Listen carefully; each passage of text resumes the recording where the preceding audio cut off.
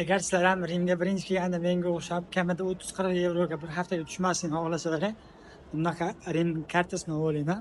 Bu karta qanaqa afzallik beradi? Istalgan shunaqa metro, avtobuslar, tramvaylar. Bu yerda bilasizlar, Rimda tramvaylar ham juda mashhur. Shunaqa tramvaylardan bir oy davomida istalgancha cheksiz foydalanishingiz mumkin. Masalan, eskari ekan, shunday qilib o'tasizlar shu karta bilan. Necha marta foydalansalar ham bu bepul. Xohlagan shu yo'nalishga kelib foydalanishlari mumkin bo'ladi. Men o'zim birinchi kelganda bir hafta faqat Apple Pay orqali to'lov qildim. Ishoninglar, bir kunda 10 yevrogacha ishlatib qo'ydim-da. Keyin anaqa kartani tavsiya qilishdi. Shu kartadan sotib oldim. Aytib 38 yevroga tushdi, chunki oylik to'lov bir oyga 35 yevro, kartani o'zi narxi esa 3 yevro ekan, jami 38 yevro. Agar siz Rimda yana ham ko'proq oladigan bo'lsangiz, bemalol foydalansangiz bo'ladi. Ushbu kartani qayta to'ldirib